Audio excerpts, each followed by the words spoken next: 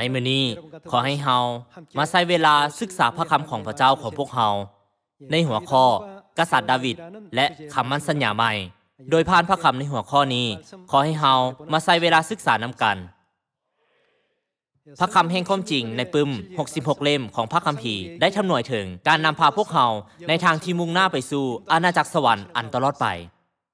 ดังที่พวกเฮาสามารถดำเนินไปตามความสว่างเมื่อดาวรุ่งอรุณส่องแสงความสว่างอย่างเปล่งประกายสู่ค่ำคืนที่มืดมน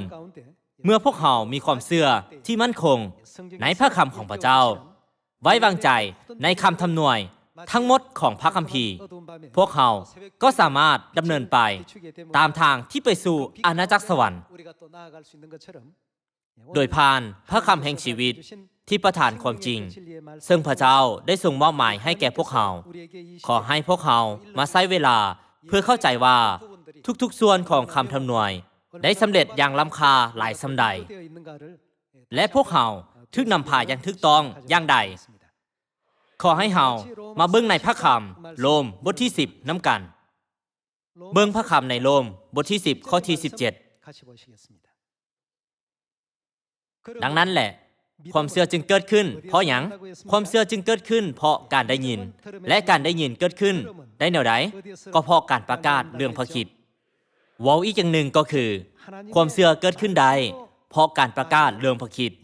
นั่นก็คือพระคำของพระเจ้าในโรมบทที่10พวกเขาสามารถยืนยันได้ว่าพระเจ้าทรงกำลังกักเกี่ยมเพื่อโลกฝ่ายจิตวิญญาณ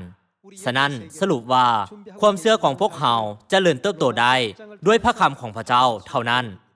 ดังที่ได้บันทึกไว้ว่าความเชื่อจึงเกิดขึ้นเพราะการได้ยินและการได้ยินเกิดขึ้นเพราะการประกาศเรื่องพระคริสต์ข้อที่18แต่เฮาถามว่าเป็นความจริงบ่ที่คนยิวบ่ได้ยินพระคำของพระเจ้าแน่นอนพวกเขาได้ยินตามที่มีเขียนไว้ในพระคัมภีร์ว่าเสียงดังก้องไปไสไปทั่วโลกถ้อยคำก็ถึงที่สุดแผ่นดินโลกพระคัมภีร์ได้ทรงสั่งสอนพวกเขาอย่างชัดเจนว่า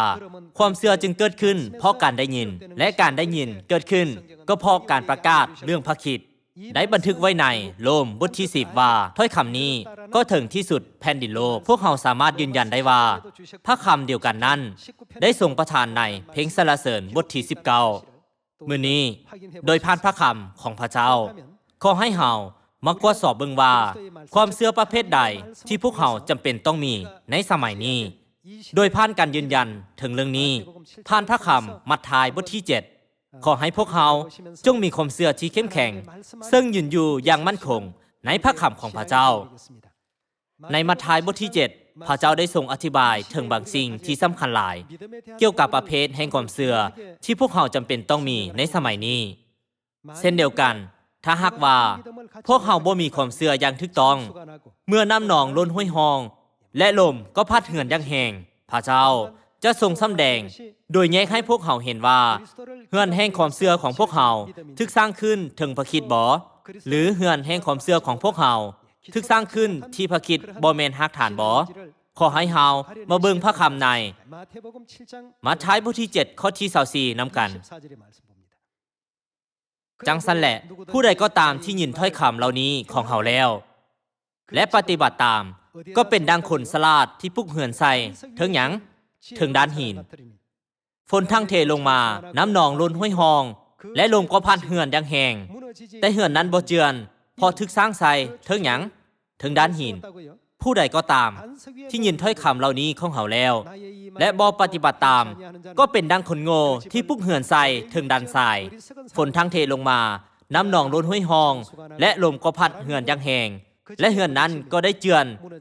คือเจือนหลงอย่างหมดสิ้นในที่นี้เหือนหลังหนึ่งถูกสร้างขึ้นถึงดินทรายและอีกเหือนหลังหนึ่งถูกสร้างขึ้นถึงด้านหินโดยผ่านมัทธิวบทที่7พระเจ้าได้ทรงสั่งสอนพวกเขาว่าเมื่อใดเมื่อหนึ่งพวกเขาจะเข้าสู่ระยะเวลาแห่งคำทำนวยดังเช่นนั้นฉะนั้นเหือนแห่งความเชื่อของพวกเขาทุกคน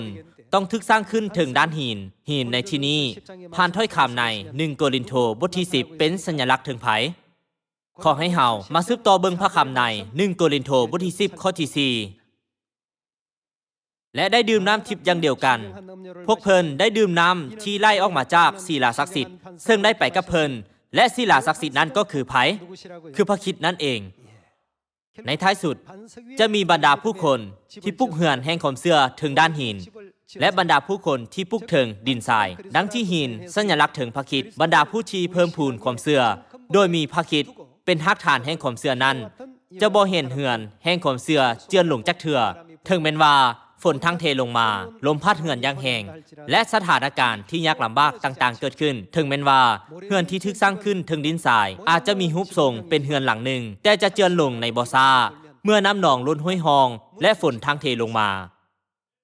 เวลานั้นจะมาถึงอย่างแน่นอนเมื่อพวกเขาจะต้องประเสริญกับความยากลำบากฝ่ายจิตวิญญาณในเวลานั้นจะเห็นบ่อนที่เฮือนแห่งความเชื่อค่อยๆถูกสร้างขึ้นคือรากฐานแมนพระเจ้าพระบิดาและพระเจ้าพระมารดาหรือบ่หรือได้ดำเนินชีวิตดังคนคริสเตียนอย่างผิวเผินได้มีสิ่งอื่นเป็นรากฐานแห่งความเชื่อบ่สิ่งทั้งหมดเหล่านี้เมื่อลมพัดและฝนทั้งเทลงมาผลได้รับสุดท้ายพระเจ้าทรงแยกให้เห็นทั้งหมดบนที่เหือนแห่งความเชื่อแต่ละหลังถูกสร้างขึ้นบ่ว่ามันจะเจริญลงหรือยังคงตั้งอยู่อย่างมั่นคงดำรงอยู่จนถึงสุดท้ายสิ่งเหล่านี้พระองค์จะทรงเห็นให้พวกเขารู้จักและรู้สึกได้ในจิตใจของตนเองเหตุฉะนั้นพระเจ้าได้ทรงบอกให้พวกเขาปลุกเหือนแห่งความเชื่อของพวกเขาขึ้นถึงด้านหินซึ่งก็คือพระคริสต์พวกเขาก็ควรเข้าใจอย่างถูกต้องเกี่ยวกับเรื่องพระคริสต์ถ้าบ่เข้าใจถึงเรื่องพระคริสต์ก็อาจจะเป็นเหตุให้สูญเสียความเชื่อในพระเจ้าไปพวกเขาก็อาจจะกระทำผิดในสิ่งที่โง่และสูญเสียความมั่นใจในความเชื่อเหตุฉะนั้นเหนือสิ่งอื่นใดข้าพเจ้าและพวกท่านควรจะปลุกเหือนแห่งความเชื่อของพวกเขาขึ้นอย่างถูกต้องโดยมีความเชื่อที่มั่นคงในพระเจ้าพระบิดาและพระเจ้าพระมารดาเมื่อพวกเขาเบิ่งจากพระคัมภีร์แล้วพระคริสต์ผู้ทรงเป็นศิลาของพวกเขาทรงเป็นความรู้และความลึกลับของพระเจ้าขอให้เฮามาเบิ่งในโกโลสีบทที่2โกโลสีบทที่2ข้อที่2เขาทำอย่างนี้ก็เพื่อเสื้อชูใจเขาให้กล้าหาญขึ้นอย่างเต็มที่และเพื่อช่วยเขาให้ร่วมเข้ากันในความรักดังนั้นแหละจึงมีความมั่นใจอย่างคักแน่ย้อนเข้าใจความจริงอันท่องแท้ในทำนองนี้เขาจึงจะรู้ความลึกลับของพระเจ้าคือพระคริสต์นั่นเองพระองค์เป็นกุญแจซึ่งไขไปสู่ทุกขุมทรัพย์ซึ่งซ่อนปัญญาและความรอบรู้ของพระเจ้าจังซั่นแหละเขาจึงบอกว่าอย่าให้ผู้ใดผู้หนึ่งเฮ็ดหยังอย่าให้ผู้ใดผู้หนึ่งลอกลวงพวกเจ้าโดยข้อโต้แย้งอันบ่จริงบ่ว่าข้อโต้แย้งนั้นเบิ่งคือว่าดีก็ตามเพราะถึงแม้นว่าทางฝ่ายกายเฮาบ่อยู่กับพวกเจ้าก็ดีแต่ทางฝ่ายจิตใจแล้วเฮาอยู่กับพวกเจ้าและเฮาก็สมซื่อยินดีที่เห็นความหนักแน่นอันเด็ดเดียวซึ่งเฮ็ดให้พวกเจ้ายืนอยู่ร่วมกันได้อย่างมั่นคงในความเชื่อในพระคริสต์ในที่นี้ได้กล่าวไว้ว่าพระคริสต์ทรงเป็นหยังทรงเป็นความลึกลับของพระเจ้าเนื่องจากว่าเป็นความลึกลับที่ซึ่งซ่อนไว้หลายสมัยเพียงแต่เมื่อพวกเขามีความเข้าใจอย่างถูกต้องและเข้าใจพระคริสต์พวกเขาจึงจะสามารถปลุกเหือนแห่งความเชื่อขึ้นถึงด้านหินได้บ่แม่นบ่ในสมัยพระบิดานั้นได้ปลุกเหือนแห่งความเชื่อขึ้นถึงด้านหินในนามพระเยโฮวาในสมัยพระบุตรพวกเขาได้ปลุกเหือนแห่งความเชื่อขึ้นถึงพระนามของพระเยซูคริสต์ในสมัยพระวิญญาณบริสุทธิ์สุดท้ายนี้พวกเขาควรปลุกเหือนแห่งความเชื่อขึ้น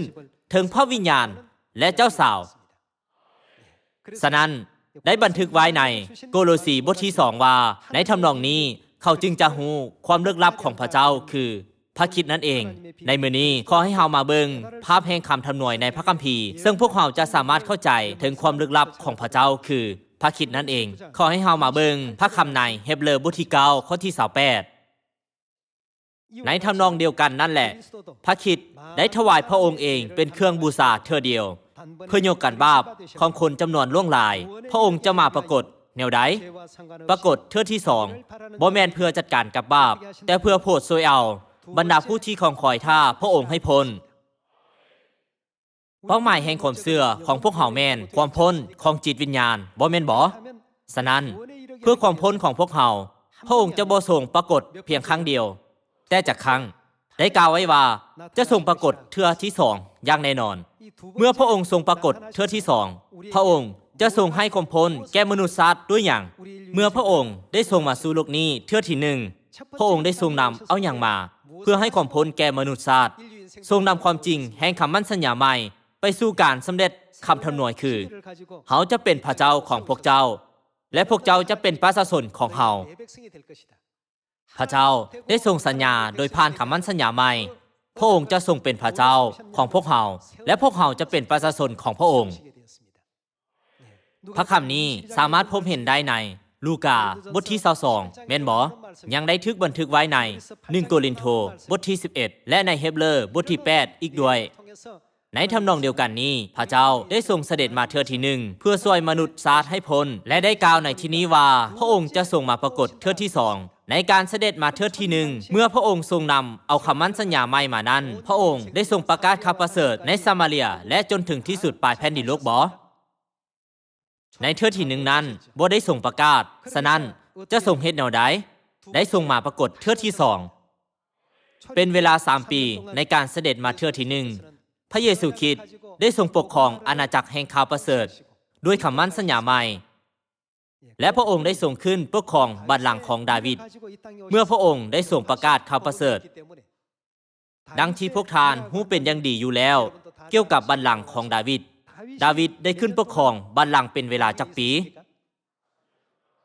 หลังจากที่ทรงนำพาอาณาจักรแห่งคำมั่นสัญญาใหม่เป็นเวลา3 ปีในการเสด็จมาเทื่อที่หนึ่งพระองค์ได้ทรงทึกหับไปและทรงเสด็จขึ้นสู่สวรรค์เมื่อพระองค์ทรงมาปรากฏเทื่อที่สองก็เช่นกันพระเจ้าทรงปกครองประชาชนของพระองค์เพียงแต่ด้วยคำมั่นสัญญาใหม่เท่านั้นนี้แม่นวิธีเดียวเท่านั้นที่คำทำนวยของดาวิดจะสามารถสำเร็จได้บ่แม่นบ่ฉะนั้นได้ทำนวยไว้ในพระนิมิตบทที่5ว่าในมื้อสุดท้ายพระเจ้าเองจะทรงเสด็จมาสู่โลกนี้ในนามของดาวิดและจะทรงสั่งสอนพวกเขาเกี่ยวกับความลึกลับแห่งความจริงทั้งหมดซึ่งพวกเขาบ่สามารถรู้จักหรือเข้าใจในก่อนหน้านี้คำทำนวยได้แสดงแก่พวกเขาถึงสิ่งที่พระคริสต์ที่แท้จริงผู้ทรงเป็นความลึกลับของพระเจ้าจะทรงนำมาเมื่อพระองค์ทรงมาปรากฏเทื่อที่สองขอให้เฮามาเบิ่งในพระนิมิตบทที่5ข้อที่2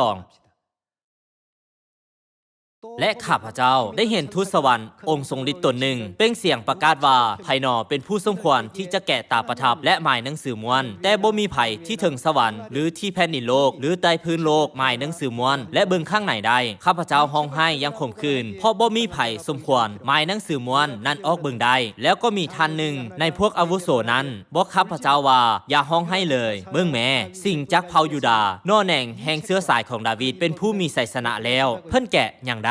แกะตาประทับทั้ง7และหมายหนังสือม้วนนั่นได้ฉะนั้น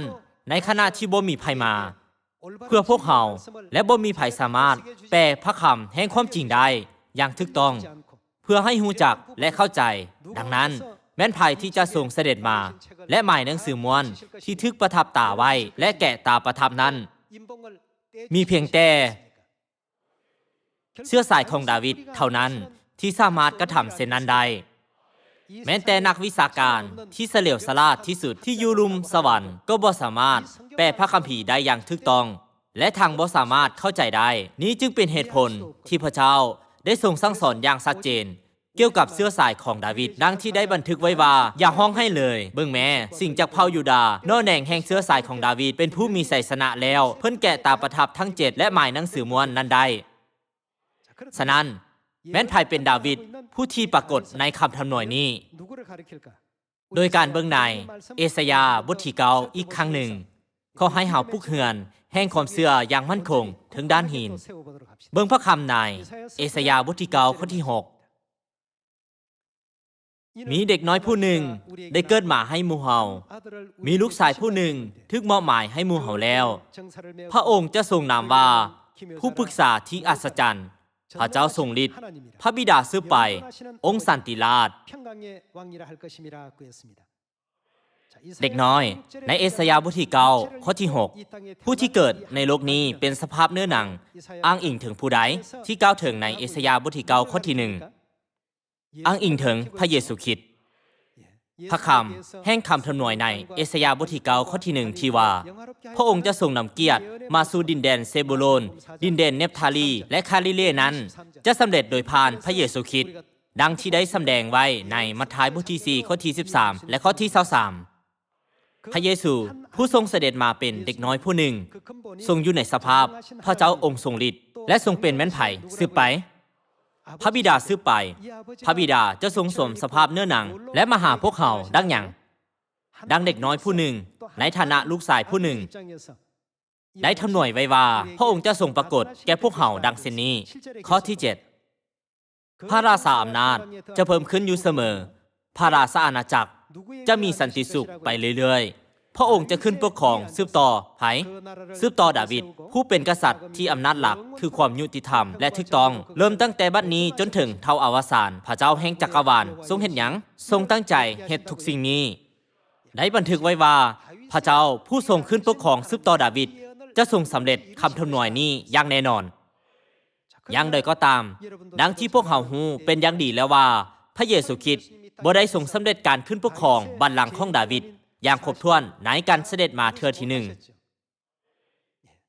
เหตุฉะนั้นพระเจ้าทรงกล่าวว่าพระเจ้าแห่งจักรวาลตั้งใจเฮ็ดทุกสิ่งนี้พวกเขาควรรู้จักถึงเหตุผลที่ว่าเป็นอย่างพระเจ้าจึงทรงให้เหลือ37ปีไว้เบื้องหลังจากที่ประกาศข่าวประเสริฐเป็นเวลา3ปีบ่แม่นบ่ก่อนที่จะค้นคว้าเกี่ยวกับเรื่องนี้ขอให้เฮามาคิดเกี่ยวกับดาวิดพระเยซูคริสต์ได้ทรงเสด็จมาสู่โลกนี้ในสภาพเนื้อหนังเป็นเด็กน้อยผู้หนึ่งได้บันทึกไว้ว่า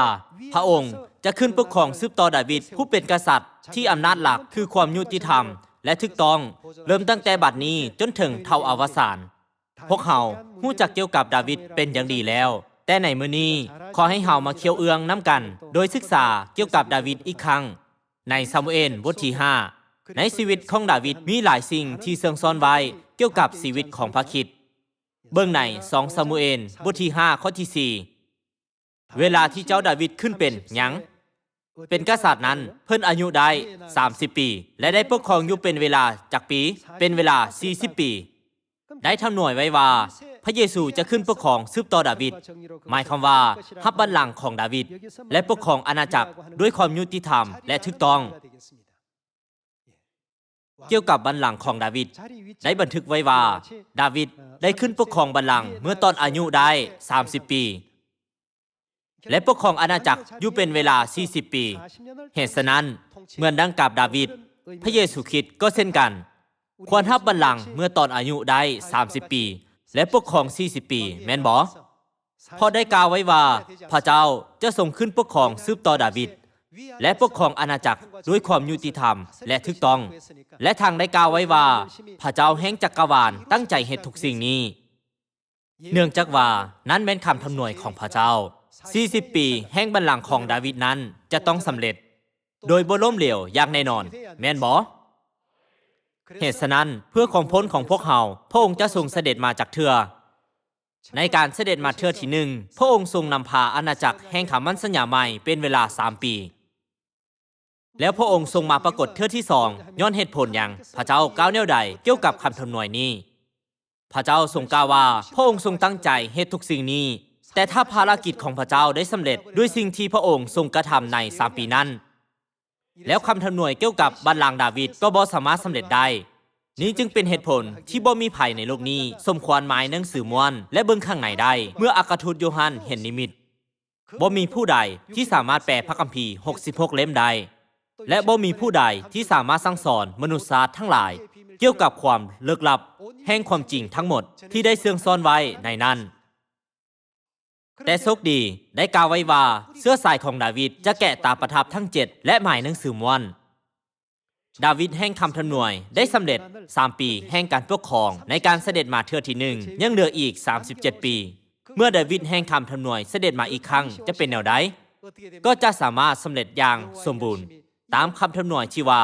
พระเจ้าแห่งจักรวาลตั้งใจเฮ็ดทุกสิ่งนี้ฉะนั้นผู้ประกาศพระคำเอสายาได้บันทึกไว้ว่ามีเด็กน้อยผู้หนึ่งได้เกิดมาให้หมู่เฮามีลูกชายผู้หนึ่งทึกบ่หมายให้หมู่เฮาแล้วเพื่อที่เด็กน้อยผู้หนึ่งจะเกิดมาพระองค์ต้องทรงเฮ็ดหยังเพียงแต่ต้องทรงสวมสภาพเนื้อหนังเท่านั้นพระองค์จึงจะทรงสามารถประสูติเป็นเด็กน้อยผู้หนึ่งได้ถึงแม้นว่าพระองค์ทรงเสด็จมาในสภาพเนื้อหนังแต่เมื่อพวกเขาเบิ่งที่สถานะฝ่ายจิตวิญญาณของพระองค์พระองค์ทรงเป็นพระเจ้าองค์ทรงฤทธิ์พระองค์ทรงเป็นพระบิดาสืบไปและองค์สันติราชเมื่อพวกเขาเบิ่งไปที่คำทำนายในพระคัมภีร์ พวกเขาก็สามารถรู้จักได้ว่าถ้าพระเจ้าผู้ทรงสร้างมนุษยชาติและผู้ทรงบริหารทั่วทั้งจักรวาลบ่ทรงเสด็จมาสู่โลกนี้อีกภารกิจแห่งความพ้นที่ยิ่งใหญ่และตามคำทำนายที่ว่าพระเจ้าแห่งจักรวาลตั้งใจเฮ็ดทุกสิ่งนี้คือคำทำนายเกี่ยวกับดาวิดก็จะบ่สามารถสำเร็จอย่างสมบูรณ์ได้ในพระนิมิตอัครทูตโยฮันได้ซอกหาผู้ที่สามารถเปิดและเบิ่งข้างในของหนังสือม้วนที่พระเจ้าทรงประทับตาไว้แต่ก็บ่มีไผสมควรที่จะเปิดได้เหตุฉะนั้นจะเฮ็ดแนวใดบรรดาอัครทูตได้ปะทิมการดำเนินชีวิตก็เพื่อข่าวประเสริฐพวกเขาได้อุทิศตนเพื่อรักษาความเชื่อและประกาศความจริงแก่มนุษย์สัตว์ทั้งหลายแต่บ่พบผู้ใดสมควรที่จะสั่งสอนพระคำของพระเจ้าที่ทึกประทับตาไว้นั้นแม้นสถานการณ์ที่น่าเศร้าใจอย่างแท้จริงฉะนั้นเราจึงร้องไห้อย่างคมคืนแล้วทานหนึ่งในผู้อาวุโสได้กล่าวแก่เราว่าอย่าร้องไห้เลยมีผู้หนึ่งสามารถเปิดได้ฉะนั้นอย่าร้องไห้อัครทูตโยฮันต้องตั้งใจฟังด้วยความประหลาดใจในขณะนั้นแล้วแม่นไผแม่นดาวิดเพื่อนำพาอาณาจักรแห่งข่าวประเสริฐแห่งคำมั่นสัญญาใหม่37 ปีฉะนั้นดาวิดจะปรากฏอีกครั้งที่เท่าใดจะมาปรากฏครั้งที่2เมื่อกี้นี้พวกเขาได้อ่านในเฮบเรบทที่9ข้อที่28ว่าพระองค์จะมาปรากฏเทื่อที่2เพื่อโพสช่วยเอาบรรดาผู้ที่ของข่อยท่าพระองค์ให้พ้นคำทำนายทั้งหมดได้เชื่อมโยงกันดังเช่นนี้ฉะนั้นเมื่อพระคริสต์ทรงมาปรากฏเทื่อที่2ในแผ่นดินโลกนี้พระองค์ต้องทรงนำเอาความจริงแห่งคำมั่นสัญญาใหม่มานำเกี่ยวกับการเสด็จมาเทื่อที่1นั้นได้กล่าวไว้ว่าพระองค์จะทรงขึ้นปกครองสืบต่อดาวิดและอาณาจักรด้วยความยุติธรรมและถูกต้องเริ่มตั้งแต่บัดนี้จนถึงเท่าอวสานและผู้ประกาศพระคำเยเรมียาได้ทำนายไว้ว่าพระเจ้าจะทรงซอกหาและปกครองประชาชนของพระองค์ด้วยความจริงแห่งคำมั่นสัญญาใหม่ขอให้เฮากลับไปเบิ่งในเยเรมียาบทที่31ถ้าดาวิดบ่มาพวกเขาก็บ่สามารถรับความพ้นชีวิตนิรันดร์ความจริงหรือสิ่งใดๆได้คำสั่งระเบียบการและกฎหมายที่ดาวิดตั้งขึ้นเพื่อให้ความพ้นแก่พวกเขานั้นแม่นคำมั่นสัญญาใหม่เบิ่งในเยเรมียาบทที่31ข้อที่31พระผู้เป็นเจ้ากล่าวว่าเมื่อเวลานั้นมาถึงเฮาจะเฮ็ดหยังเฮาจะเฮ็ดคำมั่นสัญญาใหม่กับประชาชนอิสราเอลและกับประชาชนยูดาห์คำมั่นสัญญาใหม่นั้นบ่แม่นสิ่งที่ผู้ใดก็สามารถเฮ็ดได้บ่แม่นสิ่งที่เพื่อนบ้านข้างเฮือนของทานก็สามารถเฮ็ดได้ทั้งบ่แม่นสิ่งที่อาจารย์สามารถตั้งขึ้นได้และบ่แม่นสิ่งที่คณะสมาชิกสภาก็สามารถออกกฎหมายในสภาโดยผ่านการปรึกษาหารือแม่นไผจะเฮ็ดคำมั่นสัญญาใหม่กล่าวไว้ว่าเฮาในที่นี้แม่นไผพระผู้เป็นเจ้ากล่าวว่าเมื่อเวลานั้นมาถึงเฮาจะเฮ็ดหยังเฮาจะเฮ็ดคำมั่นสัญญาใหม่กับประชาชนอิสราเอลและกับประชาชนยูดาห์พระเจ้าได้ทรงกล่าวว่าจะทรงเฮ็ดพระเจ้าพระบิดาจะทรงเฮ็ดแต่ถ้าพระเจ้าพระบิดาทรงเสด็จมาเป็นเด็กน้อยผู้หนึ่งก็หมายความว่าพระองค์จะทรงสวมเนื้อหนังบ่แม่นบ่ในฝ่ายจิตวิญญาณพระเจ้าทรงบ่แม่นเด็กน้อยผู้หนึ่งพ่อเฒ่าหรือแม่เฒ่านี่แม่นเป็นไปบ่ได้พระเจ้าทรงเป็นพระเจ้าเท่านั้นบ่แม่นบ่แต่พระคัมภีร์ได้กล่าวไว้ว่าเด็กน้อยผู้หนึ่งจะเกิดมาให้หมู่เฮาและเพิ่นเป็นพระเจ้าองค์ทรงฤทธิ์พระบิดาซื้อไปและองค์สันติราชพวกเฮาต้องซอกหาผู้หนึ่งที่มาในสภาพเนื้อหนังและตั้งคำมั่นสัญญาใหม่ขึ้นกับประชาชนอิสราเอลและกับประชาชนยูดาห์ถ้าพวกเขาพบผู้หนึ่งที่ตั้งคำมั่นสัญญาใหม่ขึ้นพวกเขาก็จะเข้าใจได้ว่าเพิ่นแม่นผู้หนึ่งที่ทึกทำนายในเอสายาบทที่9ข้อที่6และขึ้นปกครองสืบต่อดาวิดและปกครองอาณาจักรแห่งข่าวประเสริฐด้วยความยุติธรรมและถูกต้องเริ่มตั้งแต่บัดนี้จนถึงเท่าอวสาน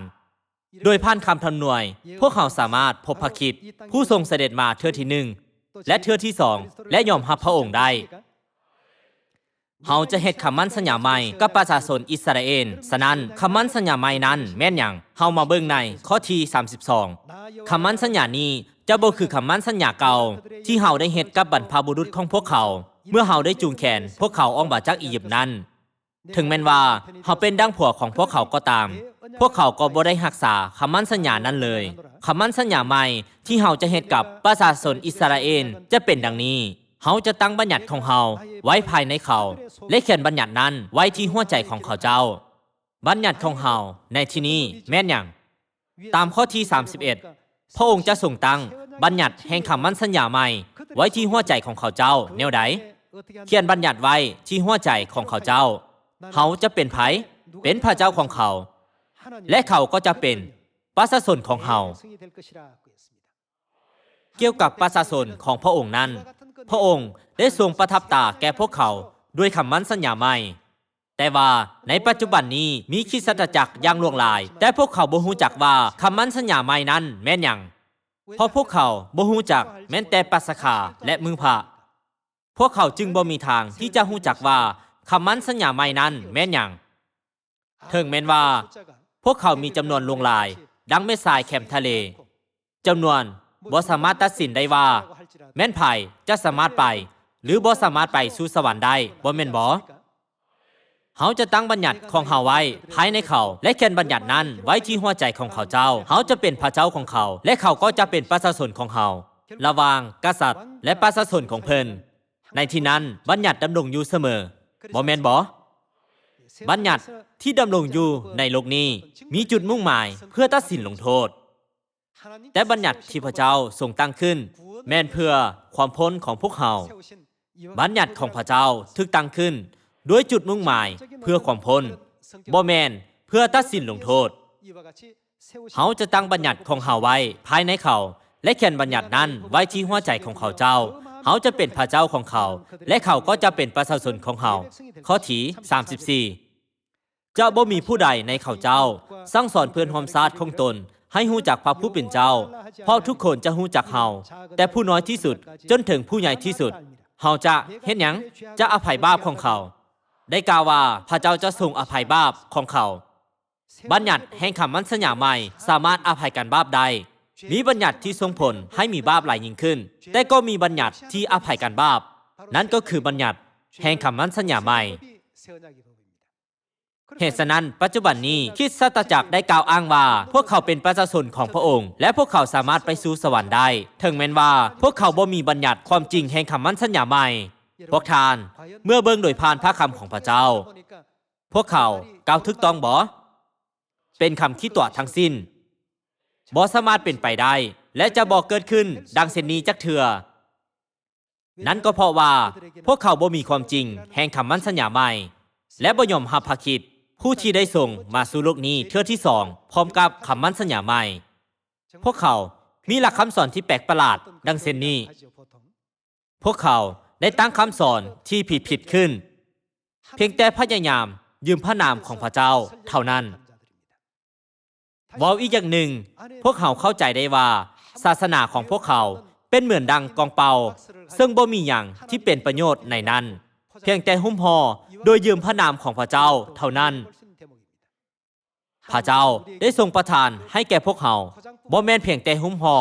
แต่มีสิ่งที่บรรจุอยู่ภายในนั้นภายนอกเบิ่งคือว่าหุ้มห่อเหมือนดังไหดินเหนียวแต่ภายในนั้นพวกเขาสามารถค้นพบทรัพย์สมบัติที่ล้ำค่าหลายบ่แม่นบ่พวกทานมื้อนี้แม้นภายเป็นผู้หนึ่งที่เข้ามาหาพวกเขาและนำพาคริสตจักรนี้เป็นเวลา37ปีด้วยความจริงแห่งคำมั่นสัญญาใหม่ผู้ใดสั่งสอนพวกเขาเกี่ยวกับคำสัญญาของมือพระคำสัญญาของปัสกาคำสัญญาของเทศกาล3ปาง7ชนิดคำสัญญาของระเบียบการใส่ผ้าผูกหัวและคำสัญญาของบัพติศมาแห่งพระนามใหม่แม้นภายฟื้นฟูกฎหมายระเบียบการและบัญญัติความจริงแห่งคำมั่นสัญญาใหม่ซึ่งทึกบิดเบือนและลบล้างพระอันสังโฆถ้าอย่างนั้นแล้วพระอันสังโฆแม่นไผพระองค์ทรงเป็นพระคริสต์ผู้ทรงประสูติเป็นเด็กน้อยผู้หนึ่งถ้าพระคริสต์ผู้ทรงเสด็จมาเทื่อที่2ผู้ทรงเป็นเชื้อสายของดาวิดบ่ได้ทรงเสด็จมาสู่โลกนี้มื้อนี้พวกเขาก็จะบ่ฮู้หยังเลยเกี่ยวกับมือพระบ่เข้าใจแม้แต่สิ่งเดียวเกี่ยวกับปัสกาและบ่ฮู้จักแม้แต่ชื่อของเทศกาล3ปาง7ชนิด ถ้าบ่ฮู้จักหยังเลยก็เพียงแต่ทึกลอกลวงด้วยคำเว้าขี้ตัวว่าพวกเขาสามารถรับผลพ้นได้เพียงแต่ด้วยความเชื่อพวกเขาจะบ่สามารถหลบหนีไปจากการตัดสินลงโทษแห่งนรกอันตลอดไปได้ในมื้อนี้พวกเขาต้องปลุกเฮือนแห่งความเชื่อของพวกเขาอย่างมั่นคงเทิงด้านหินได้ทำหน่วยไว้ว่าถ้าพระเจ้าของพวกเขาเองบ่ทรงเสด็จมาสู่โลกนี้เป็นเชื้อสายของดาวิดและหมายปึ้มแห่งความจริงที่ทึกประทับตาไว้ก็บ่มีภัยสามารถหมายหนังสือมวลได้พระคำแห่งคำทำหน่วยทั้งหมดแม่นความจริงเรื่องเหล่านั้นพวกเขาได้รับได้ยินและพวกเขายอมรับการบันทึกของพระคัมภีร์ดังที่ได้บันทึกไว้พวกท่านคิดว่าถ้าเชื้อสายของดาวิดบ่มาอยู่ในโลกนี้จะมีความจริงดำรงอยู่บ่สามารถมีความจริงดำรงอยู่ได้และมีความพ้นดำรงอยู่บ่สามารถดำรงอยู่ได้จะสามารถมีชีวิตนิรันดร์บ่จะสามารถมีอาณาจักรสวรรค์บ่พระเจ้าได้ทรงเปิดโถงของพระองค์และทรงประทานให้แก่พวกเขาทรัพย์สมบัติที่ล้ำค่าซึ่งบ่มีภัยมีในที่นี้แต่พวกเขาถือว่าแนวใดเมื่อบุคคลหนึ่งบ่มีบางสิ่งเราก็เติบโตความพยายามที่จะมีมันได้เกิดยังขึ้นเมื่อเราได้มันมาสร้างน่าเสียใจเราได้ลืมคุณค่าของมันเราลืมว่ามันสำคัญหลายสำใดข้าพเจ้าคิดว่านี่อาจจะเป็นเพราะสภาพแห่งความบาปที่พวกเขาได้เฮ็ดในสวรรค์เกี่ยวกับเรื่องแห่งความจริงทั้งหมดที่พระบิดาและพระมารดาทรงประทานให้แก่พวกเขานั้นแม้แต่ฝูงทูตสวรรค์ก็เป็นแนวใดอยากเบิ่งเข้าไปในนั้นในโลก3มิติฝูงทูตสวรรค์อิสาหยังเหตุฉะนั้นพระคัมภีร์ได้บันทึกไว้ว่าฝูงทูตสวรรค์อิสาพวกเขาผู้ที่อาศัยอยู่ในโลก3มิติบ่แม่นบ่สิ่งที่แม้นแต่ฝูงทูตสวรรค์ต่างก็อยากเบิ่งเข้าไปข้างในสิ่งที่พระเจ้าทรงบังไว้แม้แต่จากการเห็นของฝูงทูตสวรรค์และได้ทรงต่อเพียงแต่ให้แก่พวกเขาเท่านั้นพวกเขาบ่ควรปาทิ่มทรัพย์สมบัติอันล้ำค่าเหล่านี้บ่แม่นบ่โดยการฮู้จักถึงสิ่งนี้พวกเขาควรปลุกเฮือนแห่งความเชื่อของพวกเขาถึงด้านหินอยู่เสมอในสมัยพระวิญญาณบริสุทธิ์พวกเขาต้องปลุกเฮือนแห่งความเชื่อของพวกเขาอย่างมั่นคงถึงพระบิดาและพระมารดาแห่งสวรรค์ผู้ทรงเป็นพระวิญญาณและเจ้าสาวถ้าบ่ดังนั้นเมื่อเกิดสถานการณ์บางอย่างขึ้นเฮือนแห่งความเชื่อของพวกเขาทั้งหมดก็จะสั่นคลอนบ่สามารถช่วยได้แต่จะเจิญลงดังที่พระคัมภีร์ได้อธิบายเมื่อน้ำหนองล้นห้วยหองเฮือนก็จะล้มลงด้วยกันล้มละลายสิ่งต่างๆนานาอย่างลวงลายเกี่ยวกับข่าวลือที่ชั่วร้ายคำขี้ตัวเพื่อใส่ร้ายและเว้าต่อสู้ความจริงฉะนั้นถ้าหากว่าบ่แม่นเชื้อสายของดาวิดแล้วจะสามารถเป็นไปได้หรือบ่ที่จะเปิดปึ้มแห่งความจริงที่ทึกประทับตาไว้นั้นเมื่อพวกเขาเข้าใจอย่างสมบูรณ์แม้แต่ในสิ่งนี้สิ่งเดียวพวกเขาก็สามารถยอมรับพระคริสต์อันสังหงผู้ที่ได้ทรงเสด็จมาในนามของดาวิดและกรุงเยรูซาเล็มใหม่พระมารดาแห่งสวรรค์ของพวกเขาผู้ทรงสถิตอยู่กับพวกเขาบ่สามารถปราทิ่มพระองค์ได้แม่นบ่พวกเขาถึงโยนลงมาสู่โลกนี้เพราะพวกเขาปล่อยมือของพระมารดาในสวรรค์ย้อนบาปของพวกเขาเดี๋ยวนี้พวกเขาต้องบ่ปล่อยมือของพระองค์อีกครั้งด้วยความตั้งใจที่มั่นคงและความเด็ดเดี่ยวที่ว่าบ่ว่าจะทุกข์ทรมานหลายส่ำใดค่อยจะจับมือของพระบิดาพระมารดาไปจนถึงสุดท้ายและจนถึงอาณาจักรสวรรค์ขอให้พวกเขาจงโห่ร้องเสียงดังเสียงโห่ร้องของโยซัวในเวลาที่เหลืออยู่ทุกๆสิ่งจะสำเร็จตามคำทำนวยโดยขอร้องให้พวกทานรักษาความเชื่ออย่างมั่นคงในพระบิดาและพระมารดาและปลุกเฮือนแห่งความเชื่อเทิงด้านหินและติดตามพระองค์ไปทุกแห่งหนขอจบเทศนาไว้เพียงเท่านี้ขอขอบใจ